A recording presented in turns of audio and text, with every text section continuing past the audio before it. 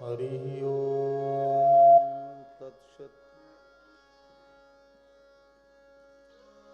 श्रीमते रामचन्द्राय नमः। ॐ नमः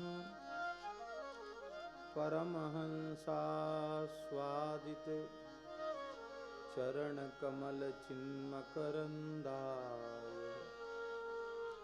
भक्तजनमानसनिवासाय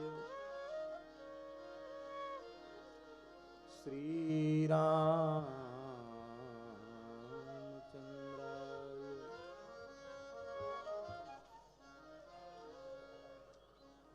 वागीशा यस्य वदने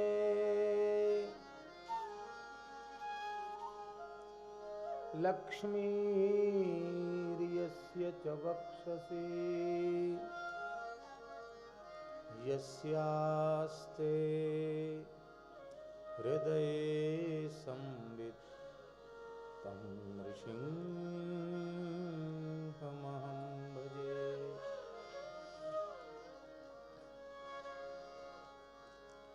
विश्वसर्ग विसर्गादि नवलक्षणलक्षितम्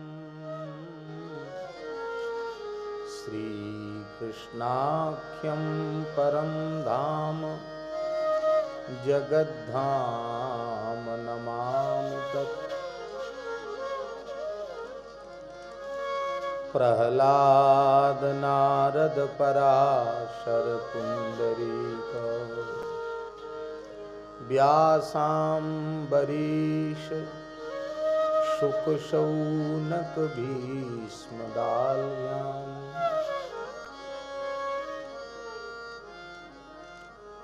रुक्मांगदार्जुन वसिष्ठ विभीषणादीन् एतानहं परम भागवतान् नमामि।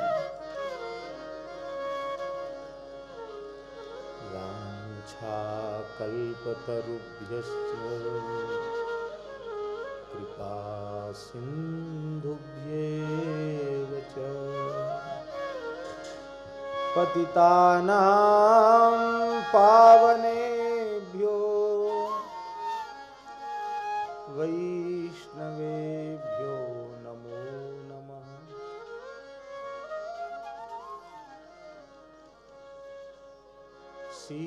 सीतानाथ समारंभां श्रीरामानन्दार्य मध्यमाम् अस्मदाचार्य पर्यन्तां वन्दे गुरुपरम्पराम्। यया व्याप्तमिदं विश्वं जगत्स्थावरजङ्गमं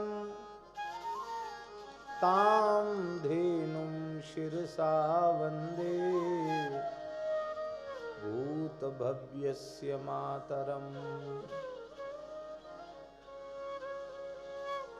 नारायणं नमस्कृत्य नरं चैव नरोत्तमं देवीं सरस्वतीं व्यासं ततो जयमुदीरये।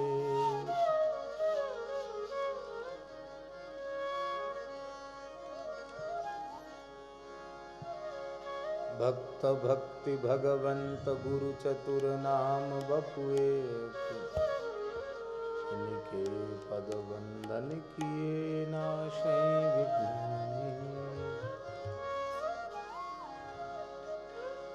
कृष्ण गोविंद गोविंद गोपाल नंद लाल कृष्ण गोविंद गोविंद गोपाल नंदलाल कृष्ण गोविंद गोविंद गोपाल नंदलाल कृष्ण गोविंद गोविंद गोपाल नंदलाल कृष्ण गोविंद गोविंद गोपाल नंदलाल कृष्ण गोविंद गोविंद गोपाल नंदलाल कृष्ण गोविंद गोविंद गोपाल नंदलाल कृष्ण गोविंद गोविंद गोपाल नंदलाल कृष्ण गोविंद गोविंद गोपाल नंदलाल कृष्ण गोविंद गोविंद गोपाल नंदलाल कृष्ण गोविंद गोविंद गोपाल नंदलाल कृष्ण गोविंद गोविंद गोपाल नंदलाल कृष्ण गोविंद गोविंद गोपाल नंदलाल कृष्ण गोविंद गोविंद गोपाल नंदलाल कृष्ण गोविंद गोविंद गोपाल जय हो कृष्ण गोविंद गोविंद गोपाल नंदलाल कृष्ण गोविंद गोविंद गोपाल नंदलाल कृष्ण गोविंद गोविंद गोपाल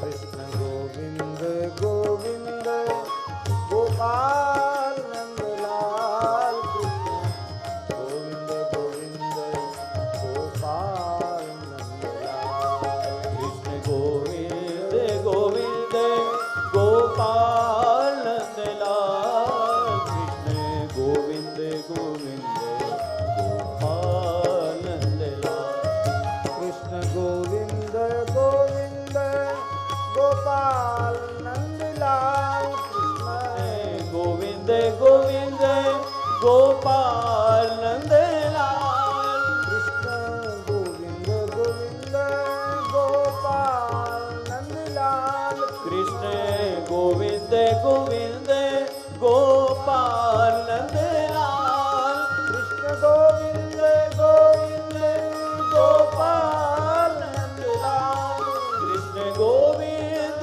गोविंद गोपाल नंदलाल कृष्ण गोविंद गोविंद गोपाल नंदलाल कृष्ण गोविंद गोविंद गोपाल नंदलाल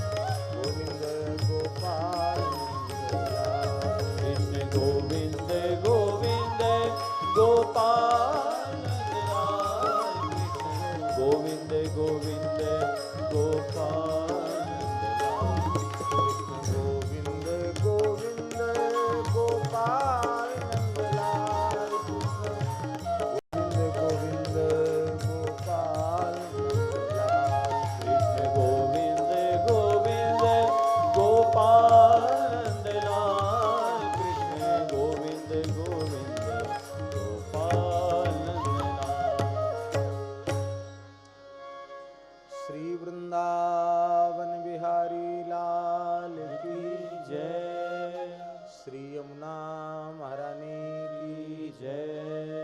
श्री भक्तवत्सल भगवान की जय। श्री गिरिराज महाराज की जय। श्री गोवर्धन नाथ की जय। श्री गिरिराज महाराज की जय। श्री गोवर्धन नाथ की जय। श्री पथमेड़ा गोधाम की जय। श्री जड़कोर गोधाम की जय।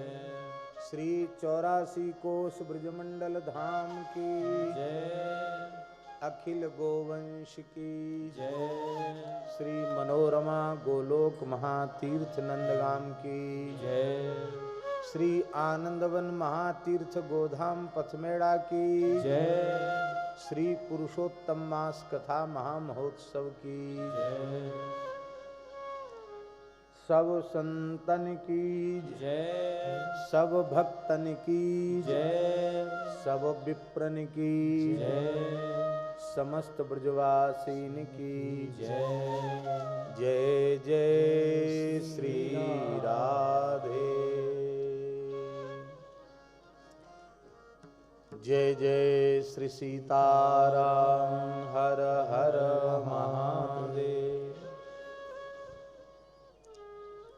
हरिशरणम भक्तवांछा कल्पतरु भक्तवत्सल शरणागत वत्सल भगवान नंद नंदन श्याम सुंदर वृषभानु नंदिनी श्री राधा रानी की महती कृपा करुणा से परम पवित्र पुरुषोत्तम मास में इस शुक्ल पक्ष की पवित्र तिथि में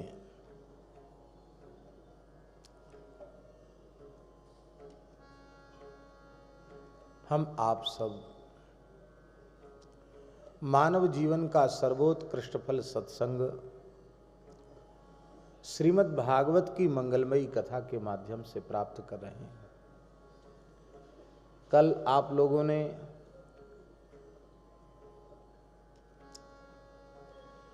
लगभग 8:45 बजे तक 9 बजे तक 9:30 अच्छा चलिए आपने सुधार कर दिया, बहुत अच्छी बात। 9:30 लगभग 4 बजे से लेके 9:30 बजे तक बैठकर विलक्षण श्री कृष्ण जन्म महोत्सव नंदोत्सव का आनंद लेकर ये प्रमाणित कर दिया कि अहमदाबाद के आप सब श्रोता 2 नंबर 3 नंबर के श्रोता नहीं, प्रथम श्रेणी के श्रोता हैं।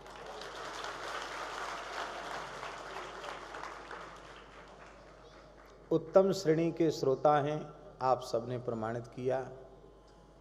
आपकी सत्संग निष्ठा निश्चित ही वंदनीय है। जितनी देर हमने कथा सुनी, जितनी देर कीर्तन किया, जितनी देर नाम जप किया, जितनी देर सत्संग किया, समझना चाहिए हम उतनी ही देर जीवित रहे।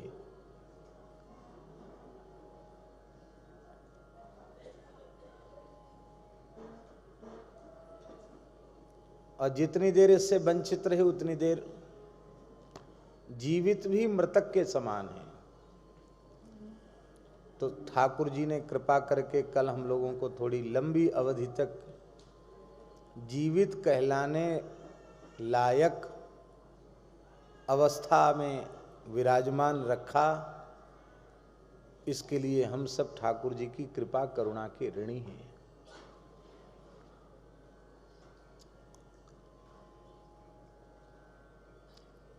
आयुर हरति वै पुंसाम उद्यन्नस्तं च यन्नसौ तस्य रते यत्क्षणो नीत उत्तम श्लोक वार्तया।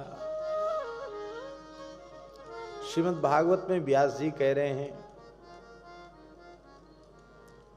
सूर्य उदित हुए, फिर सूर्य अस्ताचल को चले गए।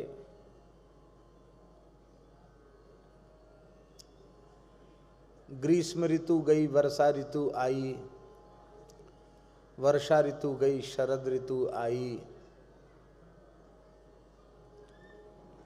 क्रमशः इसी प्रकार से दिन के बाद रात, रात के बाद दिन, महीना, ऋतु, वर्ष आदि बदलते रहते हैं।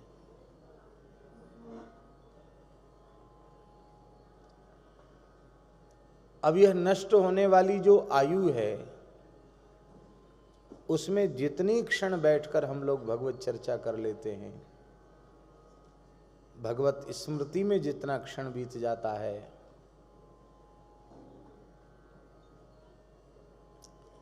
वही क्षण हमारे जीवन का भाग्यशाली क्षण है।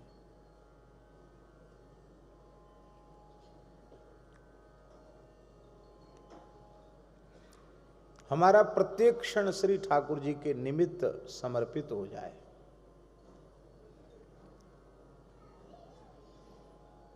श्री वल्लभाचार्य महाप्रभु जी ने इस श्लोक की सुबोधनी में बड़ी सुंदर बात कही है। वे कहते हैं कि भगवान सूर्य रूप से उदित होकर अस्त होकर मनुष्यों की आयु का हरण क्यों कर रहे हैं, किस प्रयोजन की सिद्धि के लिए आयु का हरण कर रहे हैं। तो बड़ी प्यारी बात लिखी है महाप्रभु वल्लभाचार्य जी ने। वे कहते हैं भगवत गुणगान में लगे हुए लोगों को की आयु बढ़ाने के लिए आयु का हरण कर रहे हैं। जो कथा नहीं सुनते हैं, सत्संग नहीं करते हैं, उनकी आयु भगवान सूर्य रूप से हरण करते हैं, और जो कथा कीर्तन सत्संग में लगे रहते हैं उनको दे देते हैं।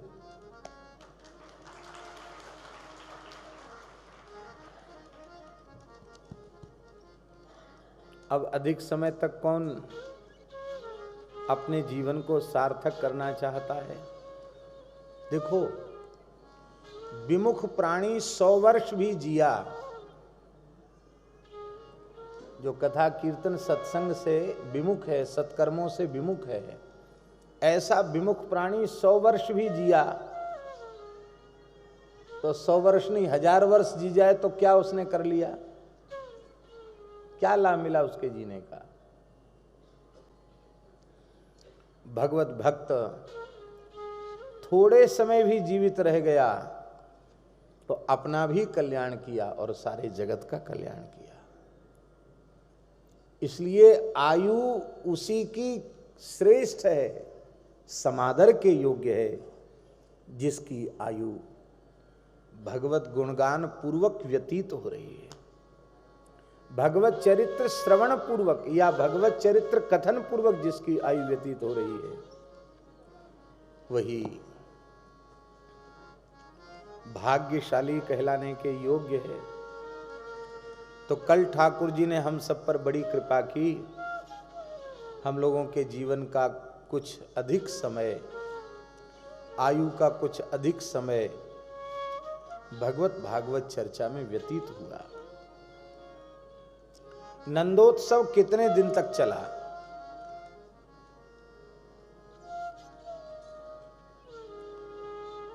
मास दिवस कर दिवस भार, मरम न जाने कोई, रथ समेत रवि था केऊ, निशा कवन विधि हो। जैसे श्री राम जन्मोत्सव 1 महीने तक चला, ऐसे ही श्री कृष्ण का आनंदोत्सव वो भी 1 महीने तक चला। ब्रज के रसिक भक्त आचार्यों ने इस भाव का स्मरण किया है। कौतुक देखी पतंग भुलाना, कौतुक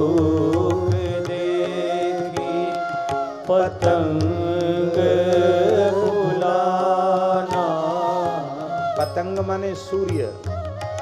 कौतुक देखी पतंग बुलाना, कौतुक देखी पतंग बुलाना, मास दिवस तेहि जात न जाना, मास दिवस तेहि जात न जाना।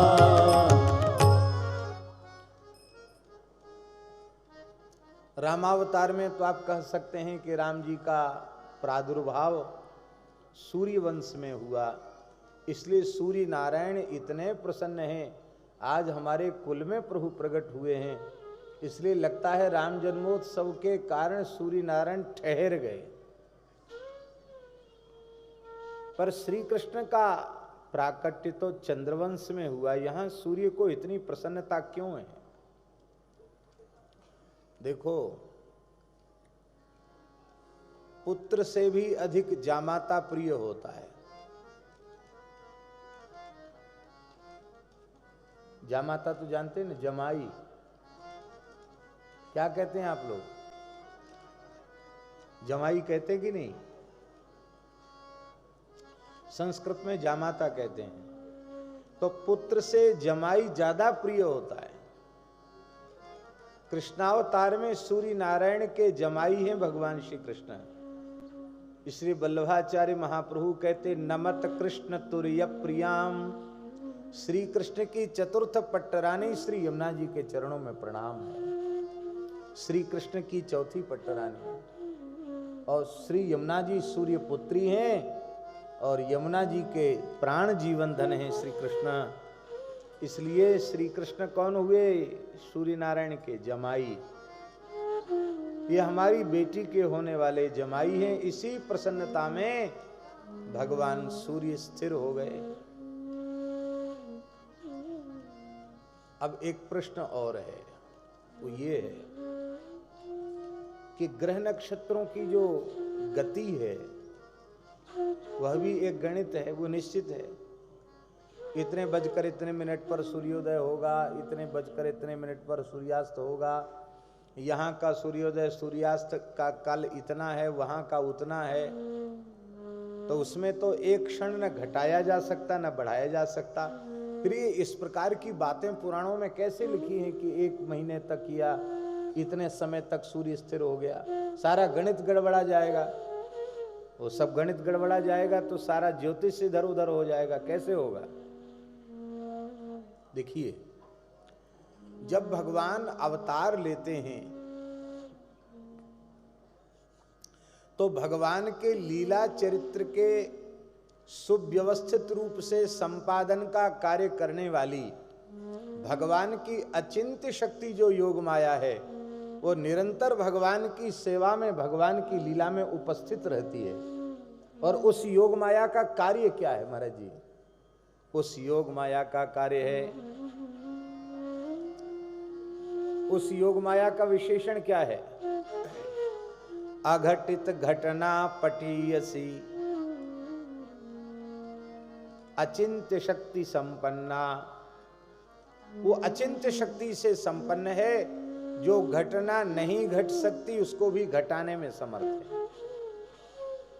इसका मतलब यह हुआ कि वह एक दिन के समय में ही योग माया ने एक महीने का समय विराजमान कर दिया। ये कार्य योग माया के द्वारा हो गया। यदि ये नहीं मानोगे तो आगे रास का प्रकरण आएगा, और रास के प्रकरण में सुखदेव जी महाराज कह रहे हैं ब्रह्मरात्र उपावृत्ते वासुदेवानुमोदिता। ब्रह्मा जी की रात्रि के समान रात्रि में भगवान ने गोपियों के साथ महारास लीला की। कहेंगे सुखदेव जी को ध्यान नहीं रहा, बिल्कुल झूठ बोल रहे हैं। बताओ, मानवीय वर्षों से श्री कृष्ण धरती पर केवल और केवल 125 वर्ष का समय लेके आए, और ब्रह्मा जी की आयु के हिसाब से रात्रि तक भगवान ने रास किया, ये कैसे संभव है? क्योंकि आप लोग सुन चुके हैं ब्रह्मा जी के एक दिन में 1000 बार सतयुग, 1000 बार त्रेता, 1000 बार द्वापर और 1000 बार कलयुग व्यतीत हो जाता है। इतना बड़ा ब्रह्मा जी का दिन होता है। इसी हिसाब से ब्रह्मा जी की रात्रि, और हमारे ब्रज के महानुभाव महापुरुष तो कहते हैं ब्रह्मा जी की रात्रि के हिसाब से 1 महीने की रात्रि नहीं, 6 महीना की रात्रि। कितनी रात्रि? 6 महीना की रात्रि। अरे 6 महीना की रात्रि जाने दो, भगवान की अचिंत शक्ति योग माया में इतनी सामर्थ्य है कि वह एक रात्रि में ही करोड़ों ब्रह्माओं की आयु को, इस समय को विराजमान कर सकती है। इतनी सामर्थ्य भगवान की अचिंत शक्ति योग माया में।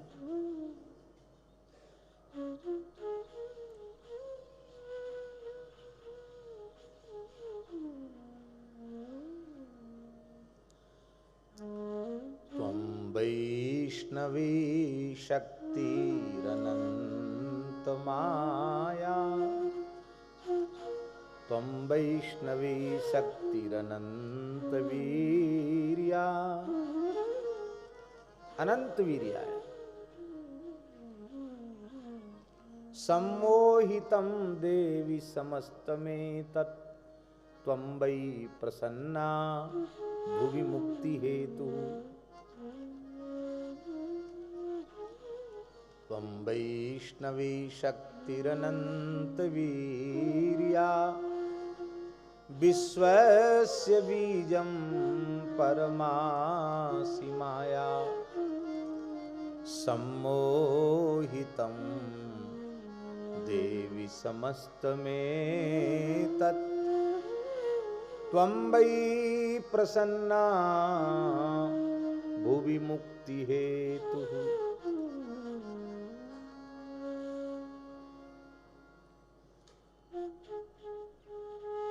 इसी श्रीमद् भागवत में भगवान की योग माया का एक विलक्षण उदाहरण प्रस्तुत है।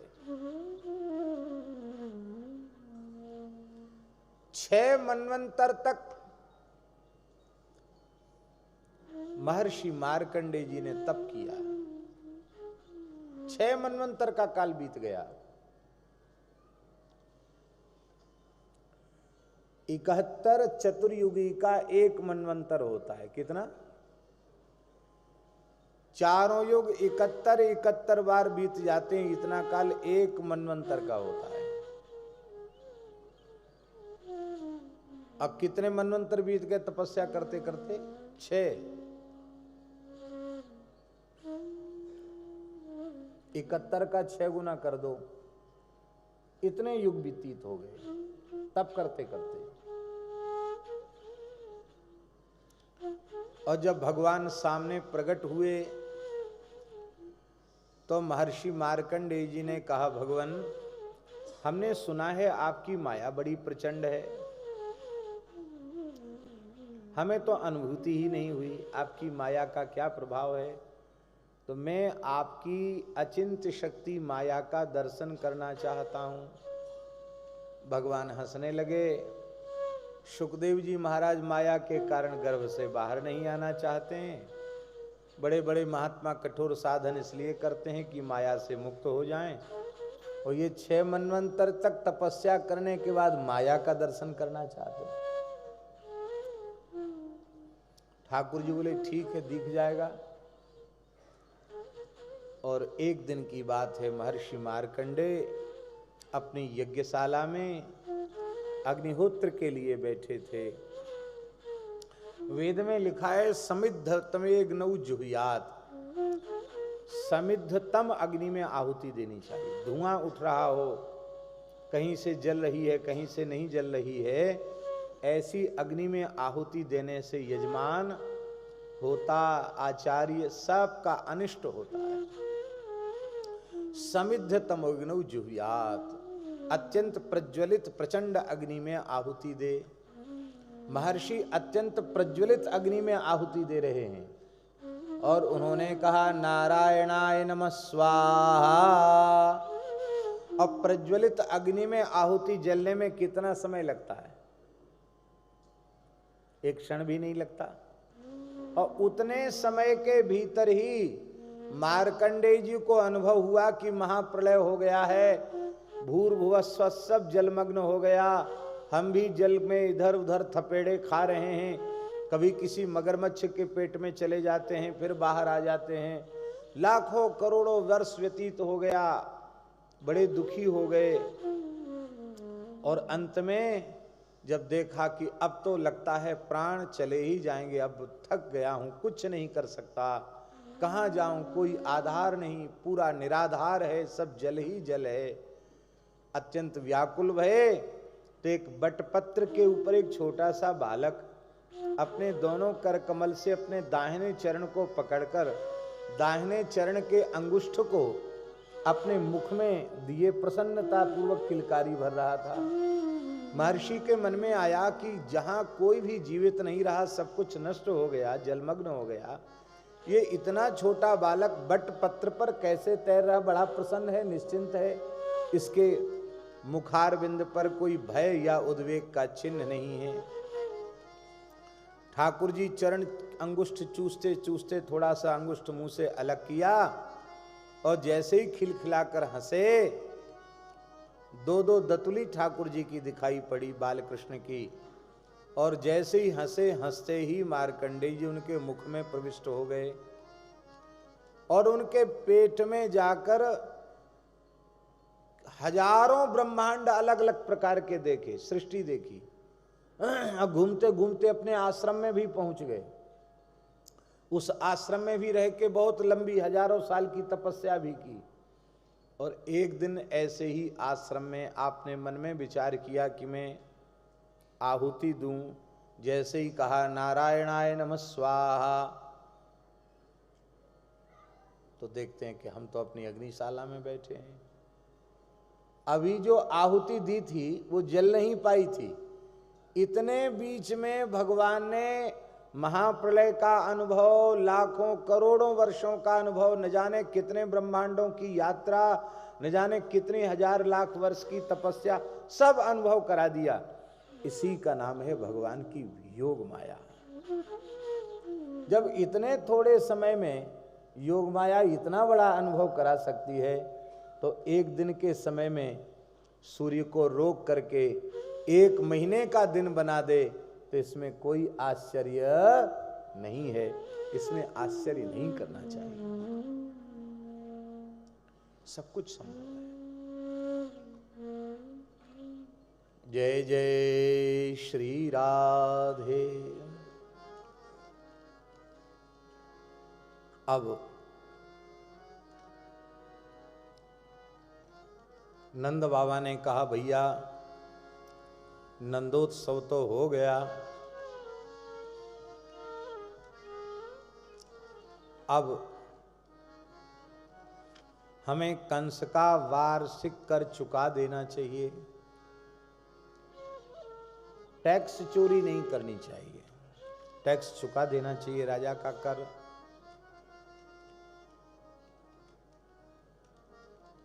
वर्तमान समय की जो कर व्यवस्था है, कर प्रणाली है, वो इतनी अव्यवहारिक है, इतनी जटिल है कि बलपूर्वक मनुष्य को चोर बनाने का प्रयास किया जाता है। वह बेचारा चोर नहीं, पर ऐसी कठोरता, ऐसी कड़ाई कर देते हैं कि वो न चाह कर भी चोर बने। अभी थोड़ा सा कुछ सुधार हुआ है। प्राचीन काल में प्रत्येक मनुष्य अपनी आय का 6ठा अंश राजा को देता था, अपनी आय का 6ठा हिस्सा राजा को। इतना ईमानदारी का जमाना कि राजा को मांगने की जरूरत नहीं पड़ती। किसान के खेत में अन्न पैदा हुआ तो अन्न का 6ठा हिस्सा वो बिना मांगे जांचे राजा के गोदाम में भराता था, अपना नाम लिखा था, हमारे इतना अन्न पैदा हुआ, ये तो राजा का है। राजा अपने निर्वाह के लिए स्वयं अपने तरीके से श्रम पूर्वक अपने निर्वाह के लिए वो व्यवस्था करता था, किंतु जो अन्न आदि कर के रूप में, टैक्स के रूप में आया है, उसकी एक कौड़ी का भी व्यय राजा अपने या अपने परिवार के ऊपर नहीं करता था।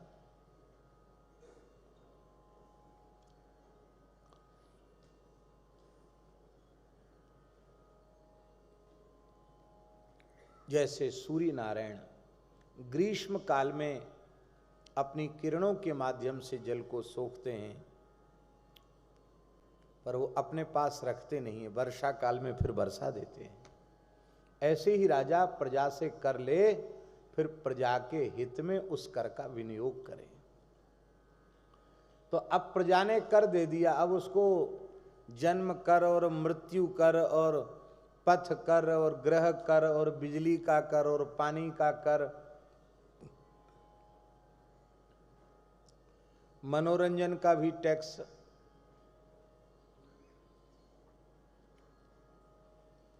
कथा कीर्तन का भी टैक्स लगता है। बोलो वृंदावन बिहारी लाल की, सब चीज का टैक्स है।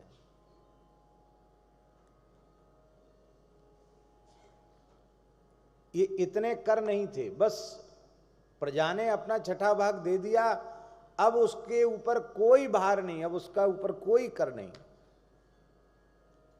अब प्रजा के पोषण का, प्रजा की रक्षा का संपूर्ण भार राजा के ऊपर होता था। और उस छठे अंश का कैसे कैसे राजा विभाग करता था, कितना किसके हित में उसका विनियोग करता था, इस सब की भी एक शास्त्रीय व्यवस्था थी। नंद बाबा परम धर्मात्मा हैं, वे कंस के अधीनस्थ छोटे सामंत हैं, राजा हैं, इसलिए वे कर देने के लिए कंस के दरबार में पहुंचे। कंस का वार्षिक कर चुकाया और अपने मित्र श्री वसुदेव जी से मिले। श्री वसुदेव जी और नंद बाबा का परस्पर मिलन बड़ा अद्भुत मिलन हुआ।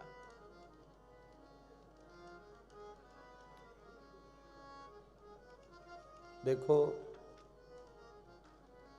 एक बात बहुत ध्यान देकर के सुनने और समझने की है।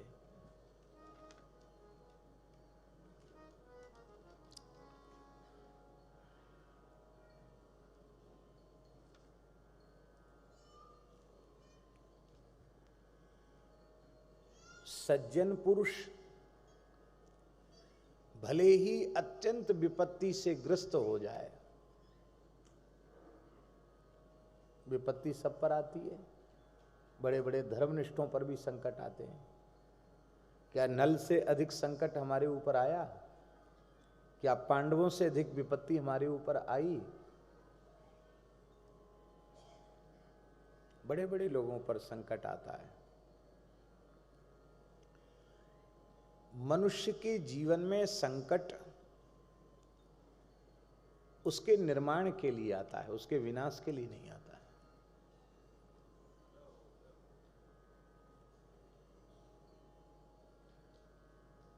विपत्ति में मनुष्यता की परीक्षा होती है। विपत्ति के काल में वह धैर्य नहीं छोड़ता है, धर्म नहीं छोड़ता है, सत्य सदाचार नहीं छोड़ता है, तब उसकी मनुष्यता प्रामाणिक होती कि हाँ, अब ये मनुष्य कहलाने के योग्य है। सच्ची बात तो यह है कि विपत्तियां जीव को भगवान की ओर ले जाने के लिए आती हैं। विपत्तियों के जैसा उपकारी और कौन होगा? संपत्तियां भगवान से विमुख कराने के लिए आती हैं, विपत्तियां भगवान की ओर ले जाने के लिए आती हैं। इसलिए तो कुंती माता ने कहा, विपदः सन्तु न शश्वत् तत्र तत्र जगद्गुरो भवतो दर्शनम यत् स्याद् पुनर्भव दर्शनम। इसलिए संतों ने कहा, विपदो नैव विपदः संपदो नैव संपदः विपद विस्मरणम विष्णो संपन्न।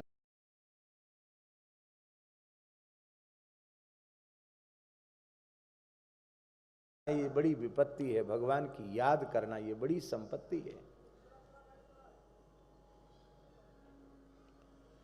संपत्ति के क्षण में जो भगवान की अहेतुकी कृपा का अनुभव करते हैं उन्हीं को वैष्णव कहा जाता, उन्हीं को शरणागत कहा जाता, उन्हीं को भक्त कहा जाता है।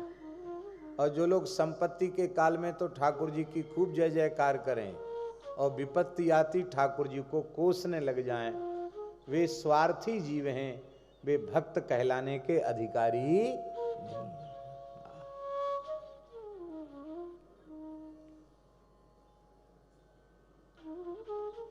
तो सज्जन पुरुष चाहे जितने संकट में ग्रसित हो जाए,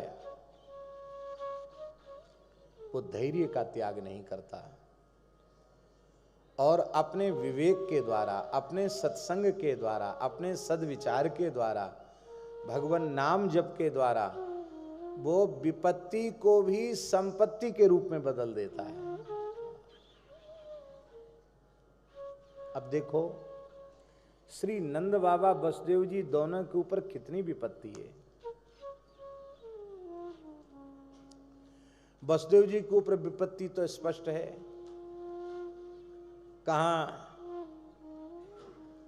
बटेश्वर से बारात लेकर आए थे मथुरा में, कितनी भव्य बारात निकली होगी वसुदेव जी की। और जिस नगर में उनकी बारात निकाली गई, जिस नगर में वे महाराज के जामाता के रूप में पधारे, पाणी ग्रहण हुआ, इतना दहेज दिया गया, उसी अपनी ससुराल में, अपने नगर में, अपने ही साले के द्वारा कठोर कारागार का कष्ट सहन करना पड़ा। इससे बड़ी विपत्ति क्या होगी, इससे बड़ा अपमान और क्या होगा।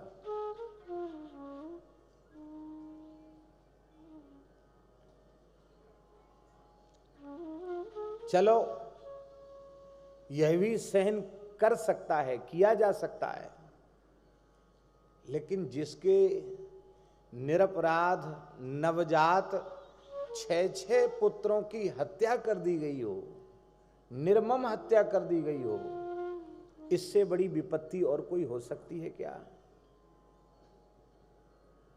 इससे बड़ा कष्ट हो सकता है क्या? इतना कष्ट वसुदेव जी ने सहन किया।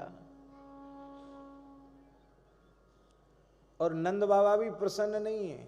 क्यों प्रसन्न नहीं है?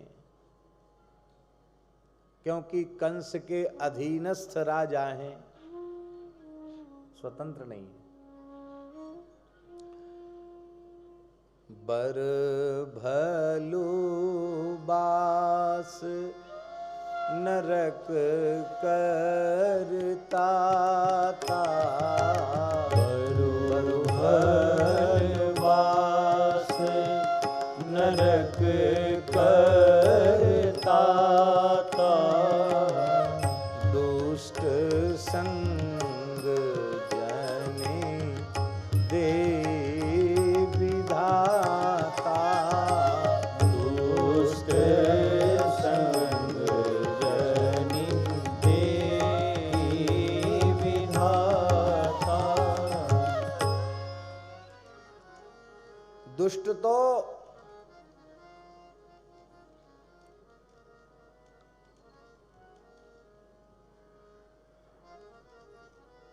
दुख देने के लिए ही पैदा होते हैं। मिलत एक दुख दारुण देहि, बिछुरत एक प्राण हर ले। दुख देने के लिए दुष्ट पैदा होते हैं।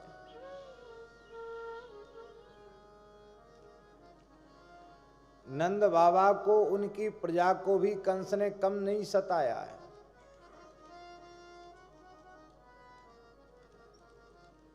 एक बार ये उपद्रव करने बरसाना पहुंच गया, बरसभानु बाबा के यहाँ। अभी राधा रानी का प्राकट्य नहीं हुआ और नंद बाबा के यहाँ भी लाला प्रकट नहीं भये। बृषभान जी घबरा गए, बड़ा दुष्ट है, इतने सैनिकों को लेकर आ गया, क्या अपराध है भाई? महाराज तो उग्रसेन है, अभी तो ये युवराज है, ये उपद्रव करने क्यों आ गया? मन ही मन श्री वृषभानु बाबा कीर्ति मैया भगवान के शरण भये। जैसे ही शरण भये, ये तो साक्षात राधा रानी की भूमि है।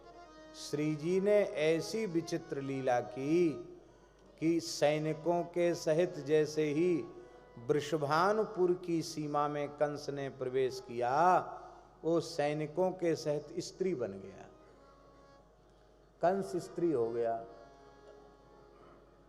और जब स्त्री हो गया तब वृषभानु महल के कर्मचारियों ने उस कंस को उसके सिपाहियों के सहित, जो सब स्त्री बन गए थे ना, सबको गोबर थापने में, कंडा पाथने में सबको लगा दिया। 6 महीने तक गोबर थापा उसने, कंडा बनाए बेचारे कंस ने। उग्रसेन बड़े चिंतित हुए, कहाँ गए युवराज, कहाँ गए युवराज, कहाँ गए युवराज। नारद जी से पता चला, तब जाकर जैसे ही उसको बरसाने की सीमा से बाहर निकाला, तब अपने रूप में आया। इसके बाद कान पकड़ लिया, बोले अब ब्रज के भीतर खुद तो नहीं जाऊंगा बिल्कुल भी, बड़ा खतरा। ऐसे ऐसे चमत्कारी क्षेत्र हैं जहाँ जाने पर स्त्री बन जाते हैं, और तमाम पुरुष रहे वो स्त्री नहीं बने, हम कैसे स्त्री बन गए। ये सब राधा रानी ने लीला की। तो सताया इसने ब्रजवासियों को भी कम नहीं है। ऐसे भी चरित्र ग्रंथों में प्राप्त होते हैं। शायद ये बात हमने पहली बार आपको सुनाई होगी। तो राम जी, वसुदेव जी जितने पीड़ित हैं उससे कम पीड़ित नंद नहीं, नंद भी पीड़ित ही है। एक तो वृद्धावस्था आ गई, पुत्र नहीं है, पुत्रहीनता के कारण भी दुखी थे, फिर कंस के अत्याचारों से दुखी थे, और सबसे बड़ा कष्ट था अपने बाल सखा, अपने प्राण सखा वसुदेव जी की विपत्ति का कष्ट। क्योंकि जो ना मित्र दुख हो ही दुखारी, जे ना मित्र दुख हो ही दुखारी, तिनहि बिलोकत पातक भारी, तिनहि बिलोकत पातक भारी। जो मित्र के दुख से दुखी नहीं होते, उनको देखने मात्र से पाप लगता है। मित्र के सुख में सुख का अनुभव करना, मित्र के दुख में दुख का अनुभव करना, ये कर्तव्य है, ये धर्म है उसका। नंद बाबा बड़े सहृदय हैं, वसुदेव जी के दुख से दुखी हैं। लेकिन देखिए कितनी विचित्र बात है, ये दोनों महापुरुष जब मिल रहे हैं तो विपत्ति की चर्चा नहीं कर रहे हैं, दोनों मिलकर सत्संग की चर्चा कर रहे हैं। ध्यान में आई बात। चाहे जैसा संकट आवे, चाहे जैसी विपत्ति आवे, जब सत्संगी परस्पर मिलते हैं तो दुनियादारी की चर्चा नहीं करते, सत्संग की बात करते हैं, सत्संग की चर्चा। ये प्रेरणा लेनी चाहिए। शुक संप्रदाय के आचार्य चरण श्री स्वामी सरस माधुरी शरण जी महाराज, उनके घर में ही एक युवा पुत्र की मृत्यु हो गई, और अभी संस्कार करके आए थे पुत्र का। गीले कपड़े थे, सूखे भी नहीं थे कपड़े, और उसी समय, जयपुर की बात है, उसी समय वृंदावन के एक संत पहुंच गए। तो श्री आचार्य चरण बैठकर उनके साथ सत्संग करने लग गए। अभी मृत्यु हुई है, अब बैठ के सत्संग करने लग गए, भगवान के प्रेम में विभोर। तो श्री सरस माधुरी शरण जी का एक शिष्य, एक सेवक आया, उसको पीछे पता चला संस्कार में सम्मिलित नहीं हो पाया था, पीछे से आया और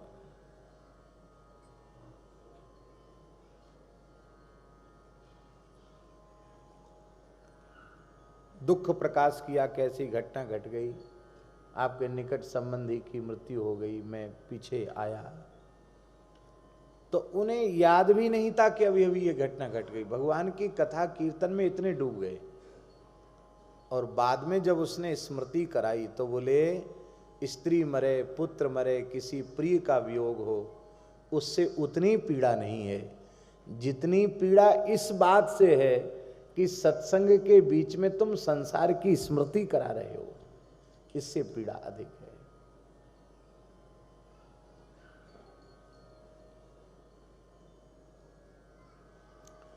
ये यदि हमारा सत्संग में प्रेम है तो हमारे जीवन में आया हुआ दुख भी दुख नहीं रहेगा, वो सुख बन जाएगा।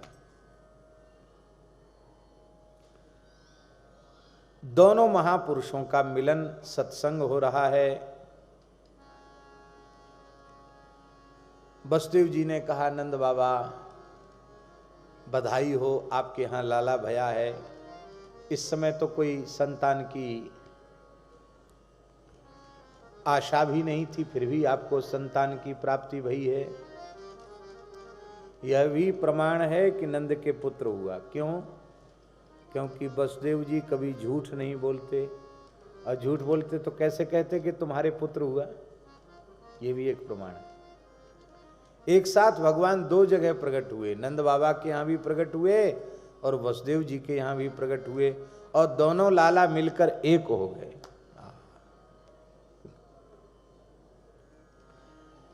हे नंद राय जी,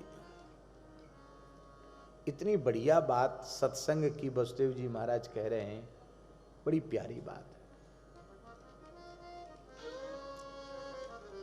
दिष्ट्या संसार चक्रेस्मिन् वर्तमानः पुनर्भवः उपलब्धो भवान् अद्य दुर्लभम प्रिय दर्शनम।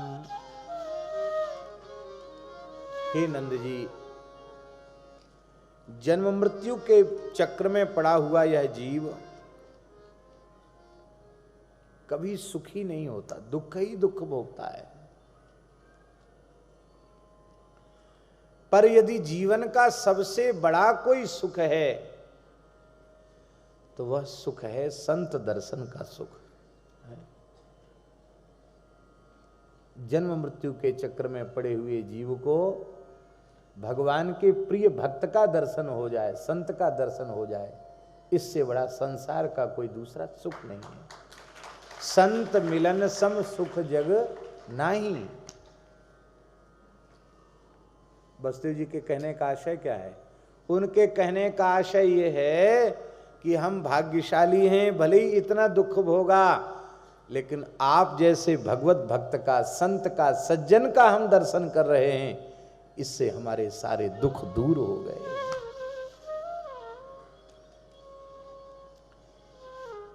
हे नंद बाबा, परस्पर दो प्रेमी जब मिलते हैं तो उनकी प्रीति इतनी प्रगाढ़ हो जाती है कि वे एक दूसरे के बिना रहना बिल्कुल स्वीकार नहीं करते। वो तो कहते हैं हम तो अब मरेंगे जिएंगे साथ ही साथ रहेंगे, अलग हो ही नहीं सकते, होंगे ही नहीं।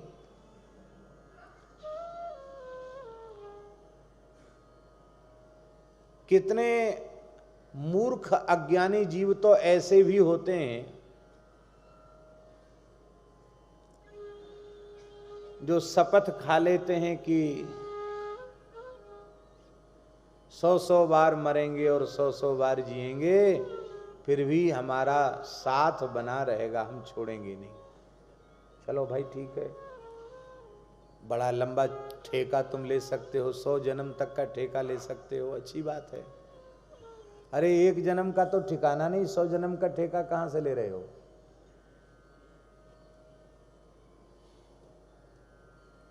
भैया जी ऐसे उदाहरण प्रत्यक्ष हम संसार में देखने को मिलते हैं। देवताओं की अग्नि की साक्षी में, अपने परिवार के बड़े बूढ़ों की सन्निधि में, ब्राह्मणों की सन्निधि में, और हमारे हिंदू सनातन वैदिक सभ्यता के अनुसार पाणी ग्रहण संस्कार होता है, विवाह होता है। शपथ लेते हैं साथ साथ रहने की, और अब विवाह के बाद संतान हो गई। मान लो किसी के 2 पुत्र हो गए, पुत्रियां हो गई। पुत्रियां तो विवाह करके अपनी ससुराल चली गई। अब पुत्र बड़े हुए, उनका विवाह हो गया, बहुओं में झगड़ा शुरू हो गया। झगड़े का समाधान क्या है? बोले भाई अब हिस्सा बांट दो, अलग अलग कर दो, संपत्ति का बंटवारा कर दो। अब उस पिता ने संपत्ति का बंटवारा किया तो पिता की ममता बड़े पुत्र पर है। बड़े लड़के ने कहा, पिताजी बाबूजी आप भले ही हमको अलग कर रहे हो, लेकिन मैं आपके बिना नहीं रह सकता। बोले कोई बात नहीं, हम हिस्सा अलग कर देते, झगड़ा टंटा खत्म हो, हम तुम्हारे पास रहेंगे। अब छोटे पुत्र से प्रेम मैया का ज्यादा होता ही है, स्वाभाविक है। अब छोटा रोने लगे, बोले माँ अलग तो हो रहा हूं, पर मैं आपके बिना जी नहीं सकता, तुम्हारे बिना। बोले कोई बात नहीं, मैं तुम्हारे पास रहूंगी। बोलो भक्तवत्सल भगवान की। समझ गए हमारी बात?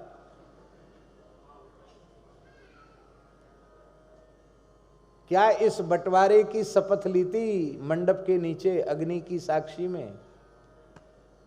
पर पुत्रों के बंटवारे में पति पत्नी का भी बंटवारा हो गया, माता पिता का बंटवारा हो गया। एक महापुरुष का जीवन अत्यंत अत्यंत पवित्र, धार्मिक, शास्त्रीय जीवन था एक महापुरुष का।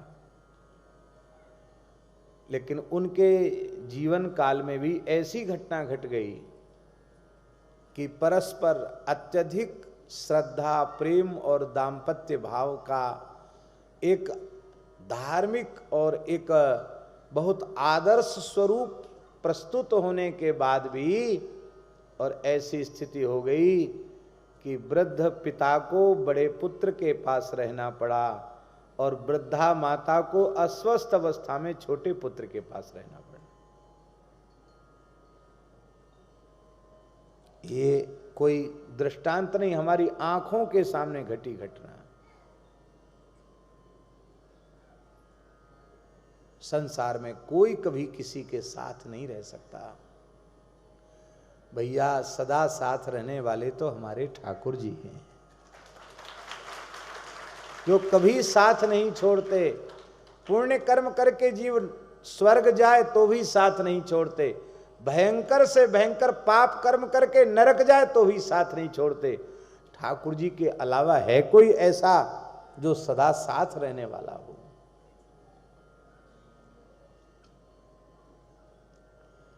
लेकिन जो सदा हमारे साथ रहते हैं उनकी ओर भूल कर भी एक बार नहीं देखते, और जो कभी हमारे साथ न रहा, न रहता है, न रहेगा, सदा उसी की ओर देखते रहते हैं। शरीर संसार कभी साथ रहता नहीं। हम हर एक जन्म में इसी की ओर देख रहे हैं, ठाकुर जी की तरफ पीठ किए हुए हैं, संसार की तरफ मुंह किए हुए हैं।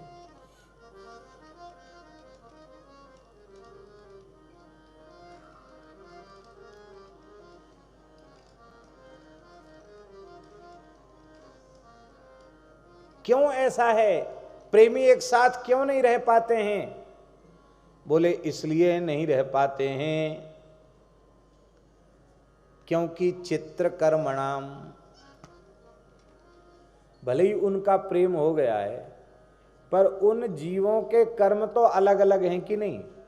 प्रत्येक मनुष्य के संचित क्रियमाण प्रारब्ध कर्म अलग अलग हैं। भले ही किसी माता के गर्भ से एक ही मुहूर्त में 2 बालकों का जन्म हुआ हो, लेकिन 2 बालकों का एक ही मुहूर्त में एक ही राशि नक्षत्र में जन्म होने के बाद भी उन दोनों बालकों के संचित कर्म अलग हैं क्रियमाण कर्म भी अलग हैं और प्रारब्ध भी उनका अलग अलग है।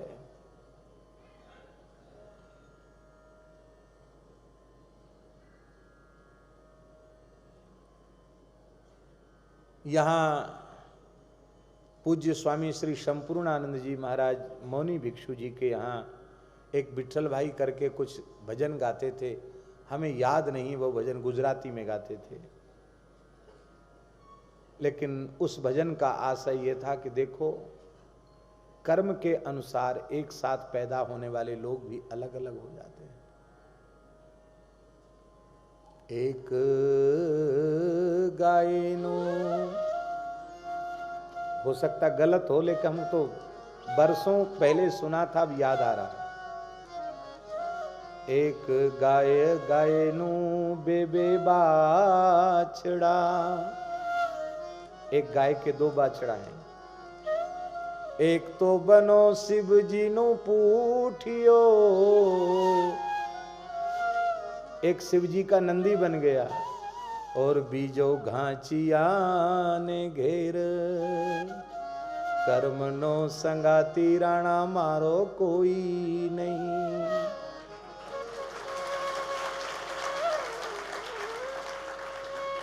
दो बछड़े, एक तो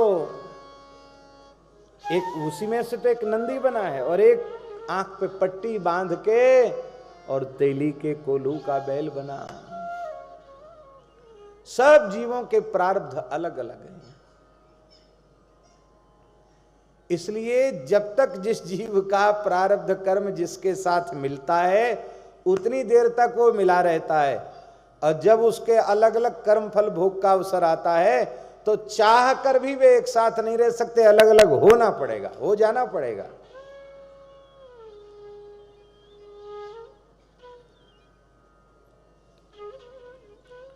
अब हम आपसे पूछते हैं कि इस रहस्य को कोई समझ ले तो सुख दुख से शून्य हो जाएगा वो। और सरल बताते हैं, ये जो सिनेमा बनाने वाले जो लोग हैं वो सिनेमा पहले बना के तैयार कर देते हैं,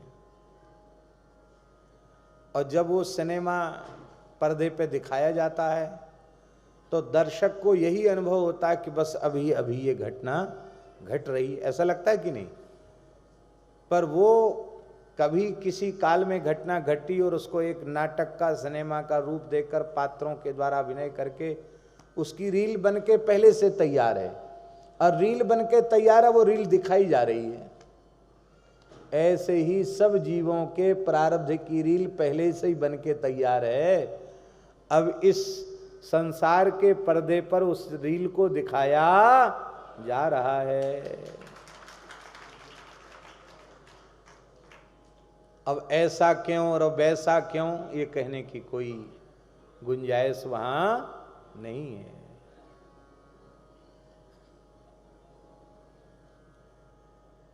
लोगों का मिलना बिछुड़ना ऐसे है जैसे ट्रेन में लोग यात्रा करते हैं, रेल में यात्रा करते हैं, ओ बड़ा प्रेम हो जाता है, एक दूसरे अपने साथ भोजन लाते हैं, एक दूसरे को खिला भी देते हैं, ज़्यादा प्रेम हो जाता। तो विश्वास के ऊपर वैसे खाना नहीं चाहिए ट्रेन में, पता नहीं कौन जहर खुरानी गिरोह का आ जाए और क्या खिला दे, तुम्हारे माल पानी सब उठा के ले जाए।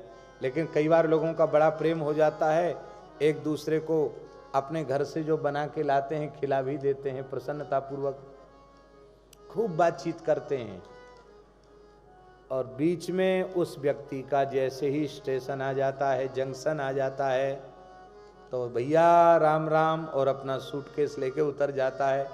अब आप रोने लग जाओ कि हाय हाय तुम क्यों उतर गए, अरे यहीं तक संग था, यहाँ की यात्रा पूरी हो गई, जिसका जंक्शन जहाँ आया वो वहाँ उतर गया। ऐसे ही संसार के लोग हमसे मिले हैं, जिसका जहाँ जंक्शन आ जाएगा वहाँ उसे उतरना पड़ेगा। अब इसमें रोने धोने की क्या जरूरत है।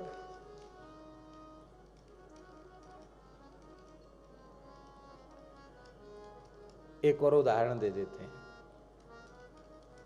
एक कपड़ा की दुकान वाले लोग, कपड़ा बेचने वाले लोग,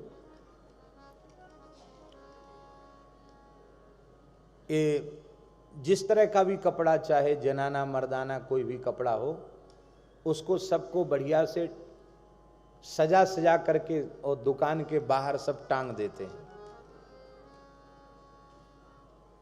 और कहीं कहीं तो वो पुतला भी खड़ा कर देते हैं जिसमें दूर से भ्रम हो जाता है कि ये आदमी है कि मूर्ति है, क्या है, ऐसा भी भ्रम हो जाता है। लाइन की लाइन खड़ी कर देते महाराज।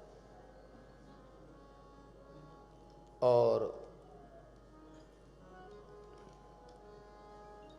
उस दुकानदार की जब जिस कपड़े को तह लगा के भीतर रखने की इच्छा होती है, तुरंत कपड़े को उठाया और उसको भीतर कर दिया। अब चाहे तो वहां दूसरा कपड़ा रखे, न चाहे तो न रखे। ऐसा होता कि नहीं? वो अदलता बदलता रहता है। और बेचारा क्या करे, खाली बैठ के क्या करे। नौकरों को भी खाली सेठ लोग बैठने नहीं देते, किसी न किसी काम में लगा के रखते। कुछ नहीं तो सब फैला देंगे कपड़ा, इकट्ठा करो, तह लगाओ।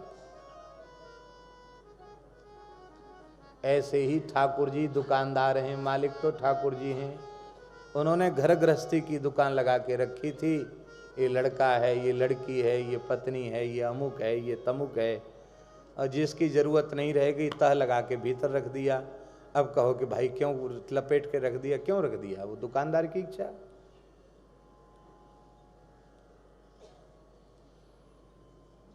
इसलिए हे नंद बाबा, हम तो समझ चुके हैं कि ये सब प्रारब्ध का खेल है, भाग्य के अनुसार हो रहा है। हमें सहन करना चाहिए। कितना अद्भुत दृष्टांत दिया। ओघे न व्यूहमानानाम प्लवानाम स्रोतसो यथा। झरने के तीव्र प्रवाह में पड़े हुए तिनके, कब कौन सा तिनका किस तिनके के साथ मिल जाएगा और कौन मिलकर कहां तक जाएगा और कहां कौन बिछुड़ जाएगा, कहां कौन अटक जाएगा और कौन आगे बढ़ जाएगा, इसका निश्चय कोई नहीं कर सकता है। जैसे जल के प्रवाह में पड़े हुए, तीव्र जल के प्रवाह में पड़े हुए तिनकों का मिलना बिछुड़ना है, ऐसे ही संसार में लोगों का मिलना और बिछुड़ना है। चाहे वस्तु हो, व्यक्ति हो, द्रव्य हो, उसकी प्राप्ति के क्षण में ही यदि उसके वियोग का दर्शन हम कर लें तो प्राप्ति में हम फूलेंगे नहीं और वियोग में हम दुखी नहीं होंगे, व्याकुल नहीं होंगे।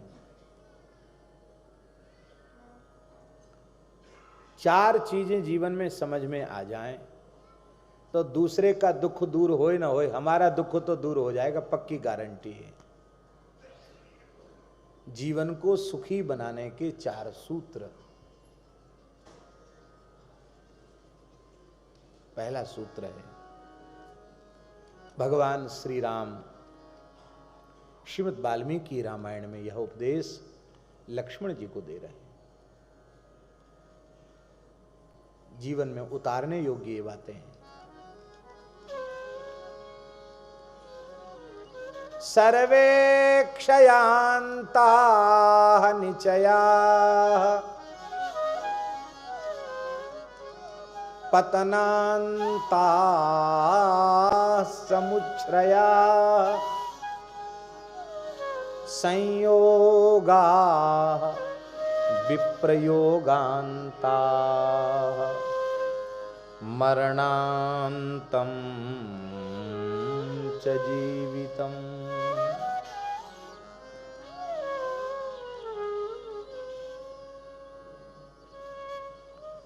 संसार के सारे संग्रह एक न एक दिन नष्ट हो जाने के लिए है।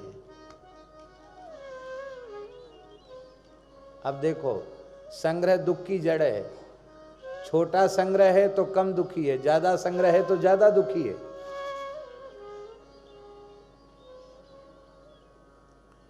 परम श्रद्धेय स्वामी श्री शरणानंद जी महाराज, मानव सेवा संघ के संस्थापक, शरणानंद जी महाराज कहा करते थे, बटोरना विषाद है और बांटना प्रसाद है। क्या कहते थे?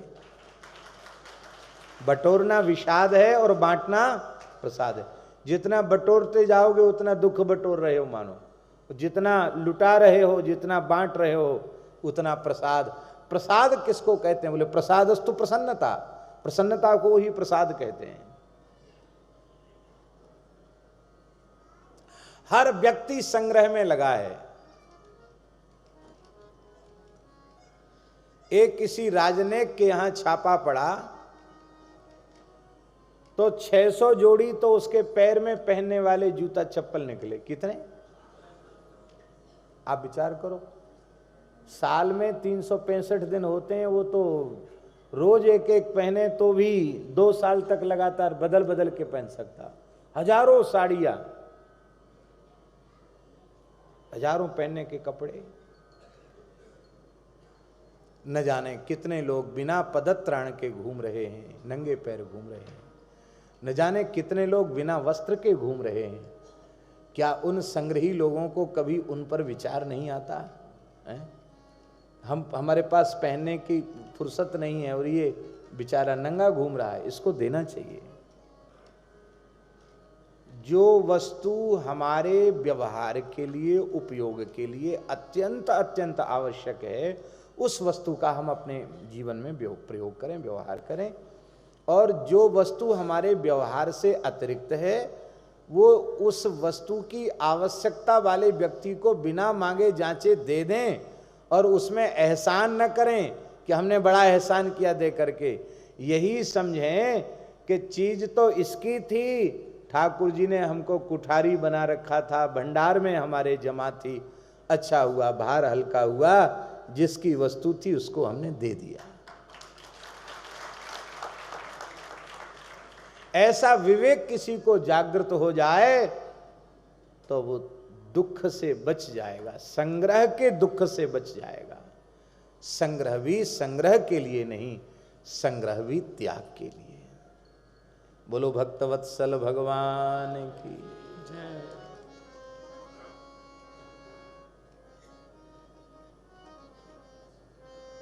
याज्ञनिक जी कहाँ बैठे थे? हमको तो दर्शन ही नहीं हुआ, किधर बैठे थे? अच्छा, अभी आए।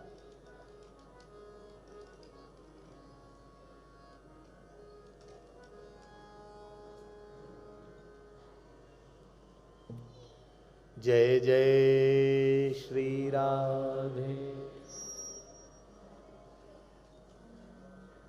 सर्वे क्षयांता निचया। महापुरुष कैसे होते हैं?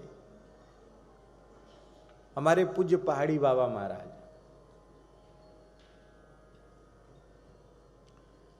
एक भगत आया कंबल बांटने वाला, कंबल दे गया और महाराज जी बांटने लगे। ठंड का समय था, खूब कोहरा पड़ रहा था, तो भगत तो गांठ धर के चला गया और महाराज बांटने लगे। तो तमाम साधु जो जिनको चाहिए था वो जानते कि स्वयं कंबल कपड़ा ओढ़ के जाएंगे तो देने वाले महाराज डांट देंगे, तो सब उतार उतार करके महाराज ऐसे ऐसे करके महाराज जी, अरे राम राम राम, इतनी ठंड में इतने साधु बेचारे ठंड में कांप रहे हैं, ले ले ले ले ले कंबल ले कंबल ले। बांटते बांटते ये हालत हुई कि उनके जो पुराने अपने व्यवहार के थे वो भी सब बांट दिए, कुछ नहीं बचा। आश्रम में कोई कंबल नहीं बचा। और बाद में महाराज जी बोले, फिर भी लाइन लगाए थे मांगने वाले लोग। महाराज जी बोले, बच्चा मेरे पास ओढ़ने को भी कंबल नहीं है, क्या करूं बोलो, भागो यहां से। तब लोग गए। शाम हो गई तो महाराज जी बोले, अमुकदास, हाँ तुम्हारे पास कोई बिना व्यवहार किया कंबल है क्या?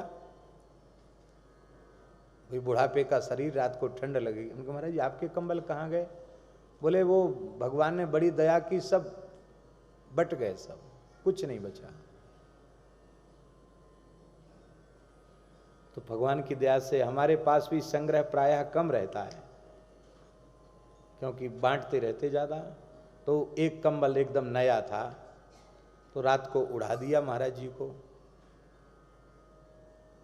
अभी हंसी आती है उन बातों का विचार करके। सवेरे जैसे ही हम महाराज जी के पास पहुंचे, बोले ले जाओ अपना कंबल, हमें नहीं चाहिए। क्यों?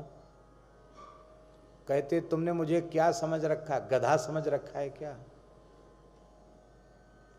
हम तो बड़े लज्जित हो गए, अब क्या कहें।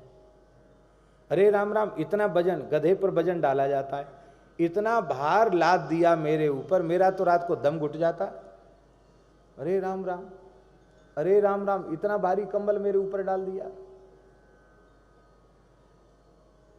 बहुत भारी कंबल तो नहीं था, लेकिन वे ऐसे सहनशील महात्मा थे कि एक सामान्य सी अंडी और एक चद्दर मिलाकर रात भर ठंड में सो जाते थे। कभी जीवन में गद्दा बिछाया नहीं, कभी रजाई ओढ़ी नहीं पूरे जीवन में, और लगभग 120 वर्ष की आयु तक वे धरती पर विराजमान रहे।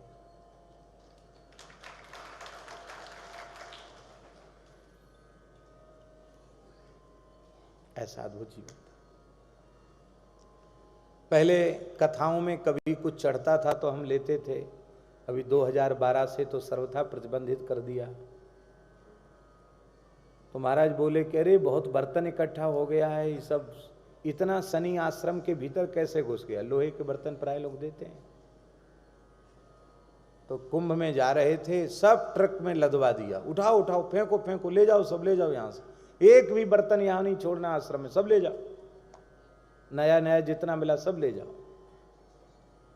हमने कहा महाराज जी वहां कुंभ में क्या होगा इनका? अरे होगा क्या, खीर मालपुआ की रसोई करके गिलास लोटा कटोरा थाली सब बांट देना, और पत्तल मत फेरना, हाथ जोड़ के कह देना महाराज हमारे पत्तल की व्यवस्था नहीं है, मांजने वाला यहाँ कोई है नहीं, जिसने जिस थाली में पाया हो, जो लोटा गिलास जिसके हाथ में जो पड़े सब ले जाओ।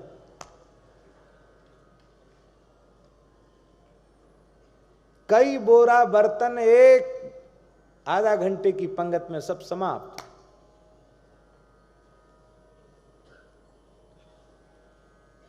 कलकत्ते के कुछ लोग थे, एक कथा थी, तो कुछ बहुत अच्छी साड़ियां रेशम की और बढ़िया अच्छी साड़ियां आई, तो हमारे मन में आया कि इनका ठाकुर जी की सुंदर पोशाक बनवाएंगे, अच्छी लगेगी पोशाक, रेशमी वस्त्र हैं। हमसे बोले महाराज, बोले इस धरो धरो, सब सामने रखो, सामान यहीं रखो, रख दिया। बोले जाओ गोपेश्वर दर्शन करके आओ। एक मोहल्ले की ब्रजवासिन ब्राह्मणी दर्शन करने आई, बोले जा जा पीछे दंडोत करना, मोहल्ला में कहया रुक्मिणी ब्याह का प्रसाद मिलेगा, सबको प्रसाद मिलेगा। मुश्किल से 10 मिनट में हम गोपेश्वर जी का दर्शन करके आए। महाराज जी बोले एक काम हमने तुम्हारा बहुत जोरदार कर दिया। क्या? बोले सब भार उतार दिया, कपड़े को कहाँ रखते, क्या करते। हमने कहा महाराज जी हम तो सोचते थे कुछ पोशाक बन जाए। अरे राम राम, पोशाक बन जाए, पोशाक बन जाए, और दुकानदार सब मर गए क्या? पैसा है, बढ़िया कपड़ा खरीदेंगे, साड़ी धोती की पोशाक राम जी को क्यों पहनाएंगे?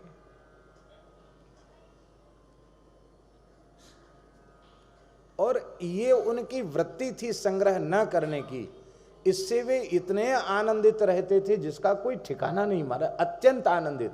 और महाराज जी जीवन कैसा था हमें याद आता है, आज कोई उदाहरण दिखाई पड़ता।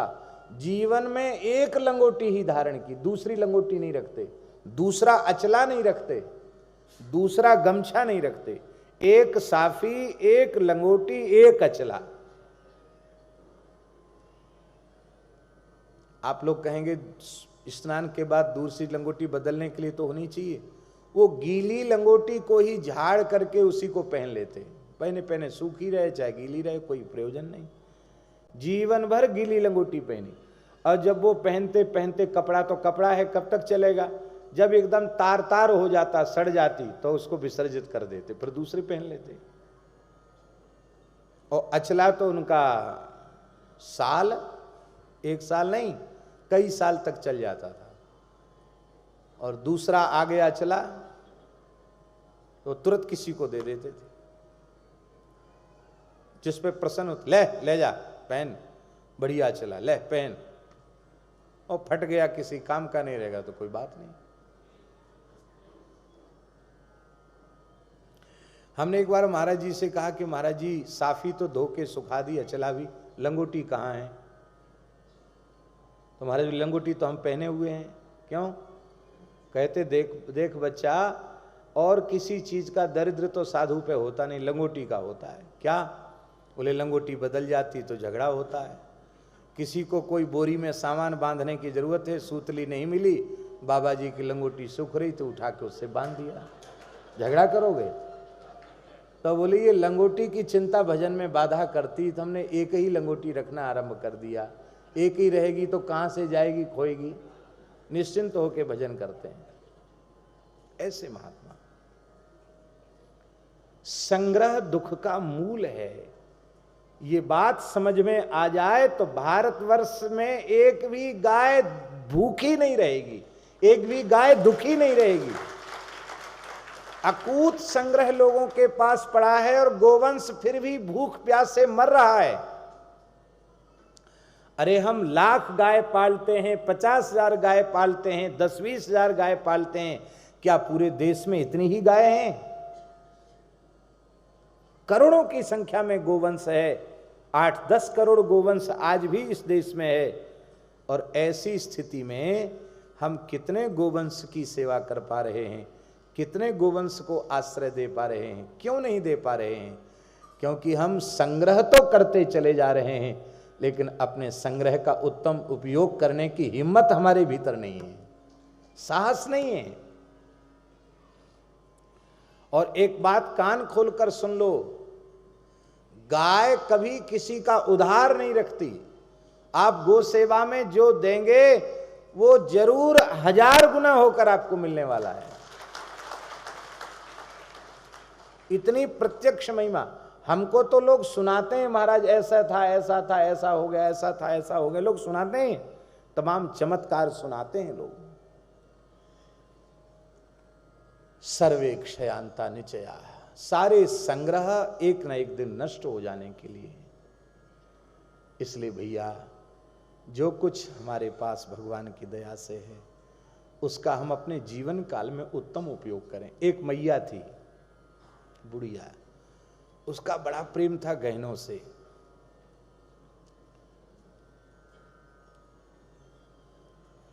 एक पंडित जी कथा बांचने आए और उन पंडित जी ने कहा कि देखो मैया, ये तेने तिजोरी में, संदूक में इनको ताला लगा के रखा है, मरने के बाद तो तेरे क्या काम आएंगे, इसलिए मरने के पहले जीते जी कुछ न कुछ दान पुण्य कर जाओ। बोली जीते जी तो करते नहीं बनेगा, लेकिन मरने लग जाऊंगी तब करूंगी। बहुएं बड़ी चतुर थी, बहू ने सासू जी के पांव दबा के राजी कर लिया और बड़ी बहू ने बढ़िया सुंदर हार, सोने का हार ले लिया। छोटी बहू ने सोने की कौंधनी ले ली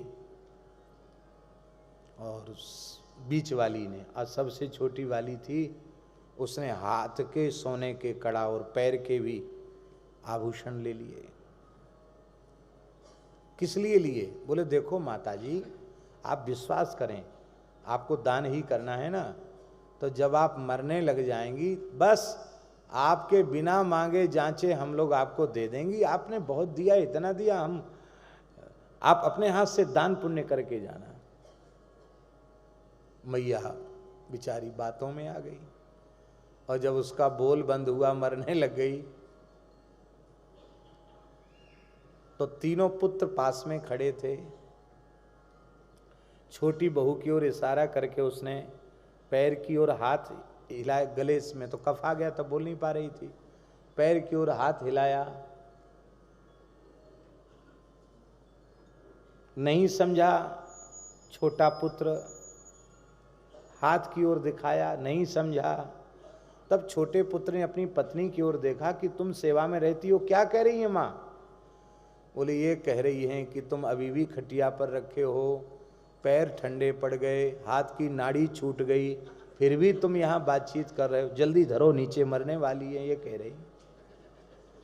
वो जानती सबती कि वो पैर के आभूषण, हाथ के आभूषण मांग रही है मरते समय, लेकिन वो चतुर छोटी बहू ने तुरंत जुक्ति से काम लिया, नहीं दिया।